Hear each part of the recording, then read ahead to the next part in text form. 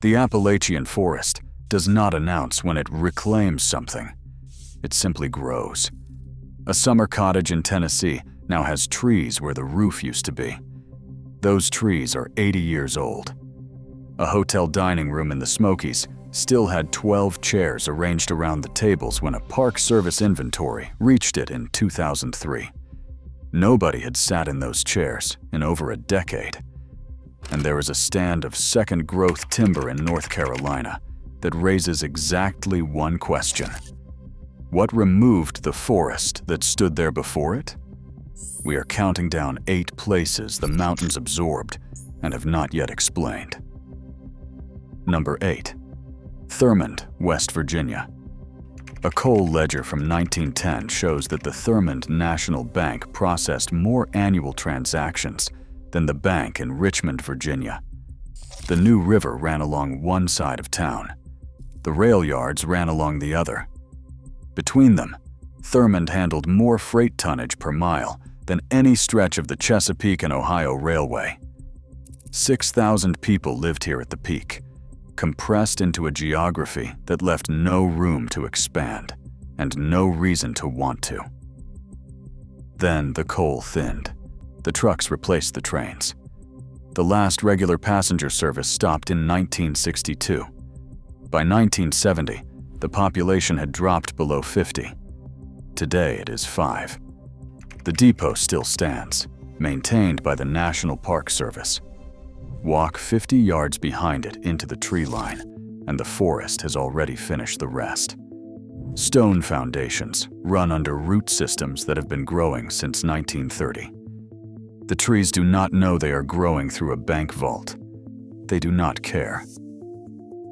Number 7. Elkmont, Tennessee. Thomas Wilson was a timber foreman for the Little River Lumber Company when the railroad pushed into the Smoky Mountains in 1908. His crews stripped the slopes above what is now Gatlinburg in under a decade. When the timber was gone, Wilson left. What he left behind was a cleared valley, a rail grade, and access to a mountain wilderness that wealthy families from Knoxville and Chattanooga immediately recognized. By 1920, the Appalachian Club had built dozens of summer cottages along the river. One had indoor plumbing. One had a piano. The National Park Service absorbed Elkmont in 1934. The cottage owners negotiated lifetime leases. One by one, those lives ended. The last lease expired in 1992. More than 70 structures remain in various stages of collapse. Chimneys stand in clearings where walls used to be. Porch steps lead up to nothing. In June, the synchronous fireflies use the open interiors as a stage, blinking in coordinated pulses across rooms where families once played cards on summer evenings. The Park Service has stabilized a handful of buildings. The forest is finishing the rest. Number 6. Nora, Virginia. The Clinchfield Coal Corporation built Nora in 1912 in Dickinson County. The company owned the houses, the store, the post office, and the church. Miners paid rent to the company and bought supplies on credit the company extended. When the CM ran out in the 1950s, the corporation withdrew. The post office closed in 1953. A woman named Ora Hall, born in Nora in 1918, returned to visit in 1981. She told a researcher that she stood in front of the house where she grew up and could not locate the door. The vines had covered the front of the building so completely that the entrance had disappeared. The house was still there, but here is what she said. She said the house looked like it was hiding. The records kept by the Clinchfield Coal Corporation documented every transaction made in the company store between 1912 and 1951. The forest does not appear in any of them. Records and memory do not always describe the same place. That gap appears again before we are done. Number 5. Judson, North Carolina. Fontana. Dam was completed in 1944. The reservoir it created is one of the most beautiful bodies of water in the eastern United States. The surface holds the reflection of the Smokies on still mornings, with an accuracy that does not seem natural.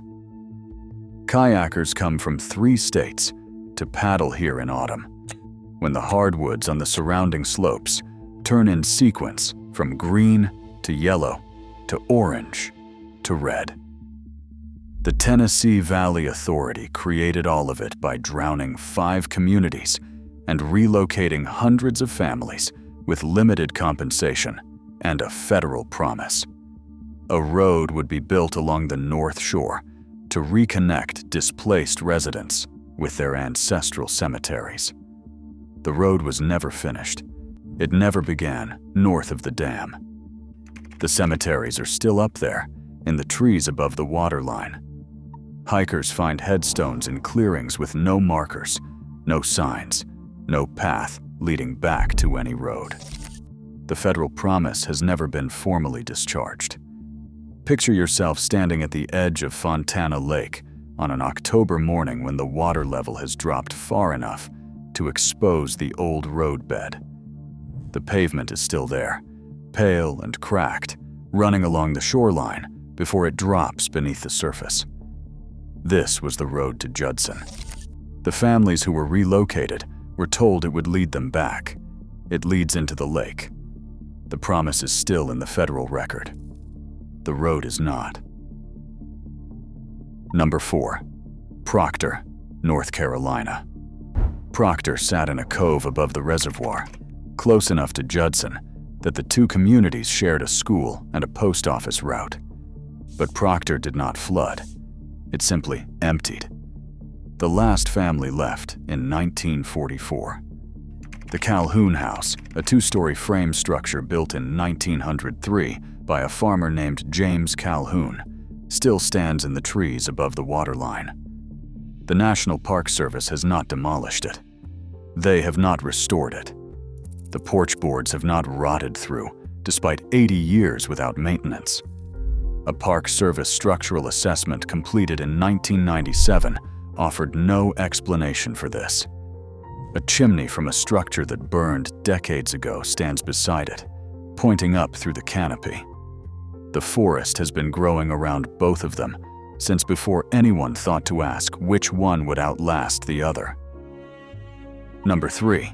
Bakersville, Mitchell County, North Carolina. In the winter of 1916, a flood event on the Tow River destroyed 17 homes and displaced 43 families in a single night. County records documented 11 deaths. Local memory, passed down through 3 generations of families in the surrounding coves, says 26 people died that night. That is the gap the Nora records could not close either. A stone marker placed in 1924 at the edge of town lists 9 names. The county's own records from 1916 identify 2 additional victims by name. They are not on the marker. No documentation explains the omission. The Tow River still floods. The marker is still there. It does not explain itself. Number 2.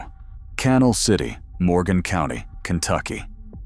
A mining operation opened here in 1902 and closed without announcement in 1929, 3 weeks before the stock market collapsed. The company's departure was so abrupt that the paymaster's office still had wage ledgers open on the desk when a county surveyor named Aaron Fields entered the building in 1931. Fields noted this in his report. He also noted that the stove in the corner had ash in it that looked recent. He wrote that he did not know what to make of this and did not try. The building collapsed in 1958. The foundation is still visible in a clearing that the forest has been trying to close for 60 years and has not yet managed to close. Some clearings hold longer than they should. Nobody knows why. Number 1. There is a settlement above Avery County, North Carolina, that does not appear on current topographic surveys. Local people in the surrounding communities describe it with consistency. A cluster of structures set back from a logging road, a stone foundation larger than a single dwelling, a cleared area where cultivation happened for a long time and then stopped. A researcher named Patricia Weil attempted to locate it in 2019. She found the logging road and followed it for 2 miles before it ended in second-growth timber. No structures, no clearing, no evidence that anyone had ever built anything there. But here is what a consulting forester told her when she brought out the core samples. The trees in that stand were all the same age. 80 years, he estimated, which means whatever stood before them ended in approximately 1939.